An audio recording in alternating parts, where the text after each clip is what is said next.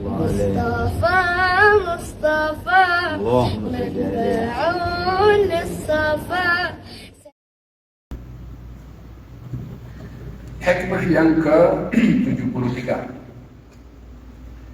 Mata razaqaka at-ta'ata wal ghina bihi anha fa'lam annahu qad asbagha ni'amahu 'alaika zahiratan wa batinah. Bila Allah memberikan kepada kamu rezeki taat dan kamu merasa cukup dengan Allah daripada ketaatan tersebut, maka ketahuilah bahwa Allah telah melimpahkan kepada kamu nikmat secara zahir dan secara batin. Berbicara tentang nikmat yang diberikan oleh Allah Subhanahu wa taala, ia tidak terhad kepada bentuk sehat, walaupun sehat itu sebesar-besar nikmat. Ia tidak terhad kepada rezeki berupa harta, walaupun harta juga merupakan nikmat. Anak dan istri serta pasangan dan rumah kereta bahagian daripada juga nikmat, tetapi tidak dibatasi nikmat kepada itu semua. Ada nikmat yang besar diberikan oleh Allah kepada seseorang, yaitu nikmat seseorang itu diberi hidayah untuk berbuat taat. Itu nikmat, itu rezeki. Oleh sebab itu, di antara permintaan kepada Allah bila meminta adalah meminta nikmat hidayah. Kita dalam salat subuh, Allahumma hdini fiman hadait, ya Allah berikan kepada aku hidayah. Dalam Fatihah kita minta ihdinas siratal mustaqim, kita minta hidayah. Kita dalam duduk di antara dua sujud, Rabbi firli warhamni wajibni warfa'ni warzuqni wahdini, minta hidayah. Berapa kali kita satu hari minta hidayah kepada Allah? Apa maksud kita minta hidayah? Maksudnya meminta hidayah kepada Allah supaya digerakkan hati berbuat taat. Itu hidayah. Dan kita diperintahkan oleh Allah untuk bersyukur dengan nikmat hidayah. Alhamdulillahilladzi hadana li hadza. Kalau puji baginya Allah yang memberi hidayah kepada aku. Jadi kita minta hidayah, kita pun juga diperintah untuk bersyukur akan nikmat hidayah. Bila Allah berikan rezeki kepada kamu berupa taat dan kamu merasa cukup dengan Allah daripada cukup dengan taat. Cukup dengan Allah daripada cukup dengan taat. Apa maksudnya cukup dengan Allah daripada cukup dengan taat? Kadang-kadang orang dalam beribadah ini, bila seronok dengan ibadah yang dia lakukan, dia lebih merasa selesa dengan ibadah yang dia lakukan berbandingkan selesa dengan Tuhan yang suruh dia beribadah dengannya.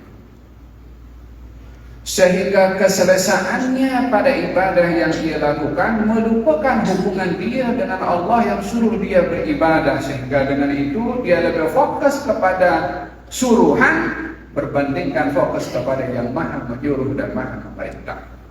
Jadi dua perkara untuk seseorang itu sempurna dalam ibadah, mendapatkan rezeki dari Allah, yaitu bila dia berbuat taat tetapi fokus hatinya ketika berbuat taat adalah kepada yang maha memerintahkan kepadanya untuk melakukan ketaatan. Faham dong? Kadang-kadang orang beribadah qiyamul lail, ya kan? So dia dapat tenang dalam hatinya ketika beribadah kan? Atau baca Quran. Dia seronok baca Quran. Tapi keseronokan itu akhirnya hanya pada Quran atau kepada ibadah. Memanglah yang suruh baca Quran juga Tuhan, yang suruh kita qiyamul lail adalah Tuhan. Cuma fokus hati ketika ingin melakukan qiyamul lail dan baca Quran tadi, apa sebabnya? Sebab aku seronok merasakan hati aku ini gembira dan ada nikmat ketika baca. Lupa kepada yang suruh dia baca Quran. Lupa kepada zat yang suruh dia qiyamul lail. Maka di sini Al-Imam Ibn Athaillah As-Sakandari mengatakan, kalau Allah memberi rezeki kepada kamu berbuat taat, itu sudah tentu rezeki. Yang kedua, untuk sempurnanya itu rezeki, kamu merasa cukup dengan Allah daripada taat yang kamu buat, yakni tetap fokusnya itu kepada Allah Subhanahu wa taala daripada taat yang kita rasa nikmat pun dalam melakukan ketaatan.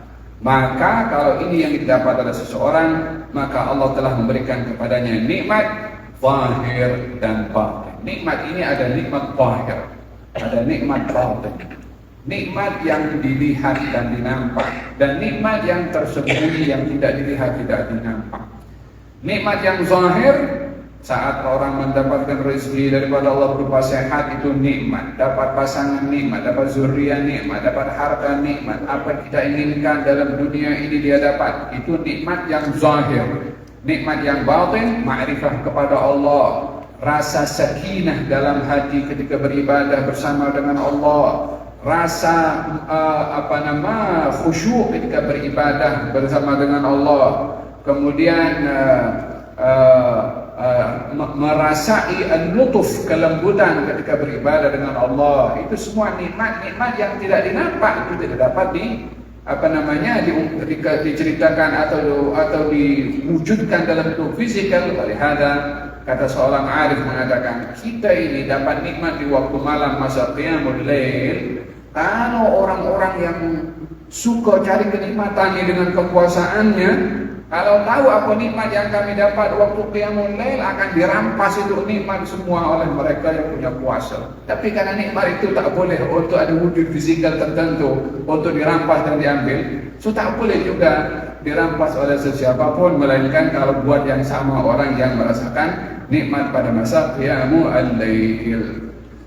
Kata Imam Thabit Al-Bunani, saya ini membaca Quran 20 tahun berusaha untuk merasai manisnya baca Quran. Dia punya mujahadah 20 years. Barulah saya boleh rasa indahnya dan manisnya baca Quran 20 tahun kemudian. Yani untuk dapat indahnya ibadah. Adakah ibadah ini ada manisnya? Ya, siapa kata es krim saja yang manis? Siapa kata teh saja yang manis? Nah, ibadah ada manisnya. Bukankah Nabi SAW bersabda, "Dzaqa ta'mal iman," akan merasakan manisnya iman. "Tsalatsun man kunna fihi wajada halawatal iman." 3, siapa orang yang ada pada 3 ini akan merasakan manisnya iman. Ada manisnya, tapi bukan semua orang yang rasa, melainkan orang yang mahu memenuhi syaratnya. Dzaqa ta'mal iman, akan merasakan manisnya iman.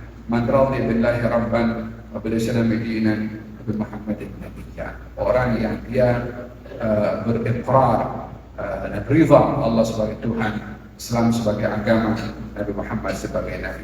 Thalathu man kunna fihi wajada halawatal iman. 3 perkara seorang akan merasakan manisnya iman.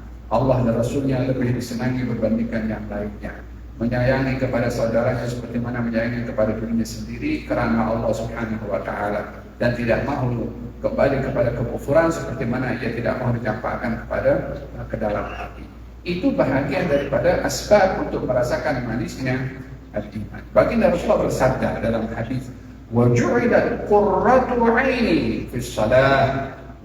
Yang paling saya rasa nikmat betul ketika saya berada dalam salat. Dalam bahasa Arab itu kalau qurratu 'ain, qurratu 'ain ini punca kenikmatan dalam bahasa Arab namanya qurratu 'ain. Oleh sebab itu dalam Quran Allah ketika menyediakan kenikmatan dalam surga, fala ta'lamu nafsun ma ukhfiya lahum min qurrati a'yun jazaa'an bima kanu ya'malun. Allah sediakan untuk penghuni surga balasan yang terlalu nikmat, qurratu a'yun. Jadi Nabi mengatakan, aku seronok sangat ketika berada dalam sholat. Berapa ratus daripada umat Islam yang masuk dalam sholat seronok dalam sholatnya.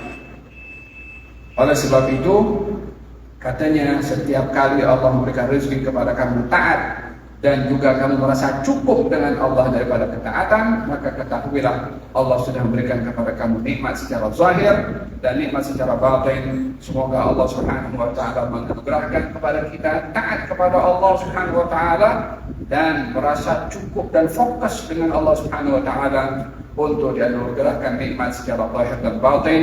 Amin Allahumma amin. Wassallallahu ala sayyidina Muhammadin wa ala alihi wasallam. Alhamdulillahirabbil alamin.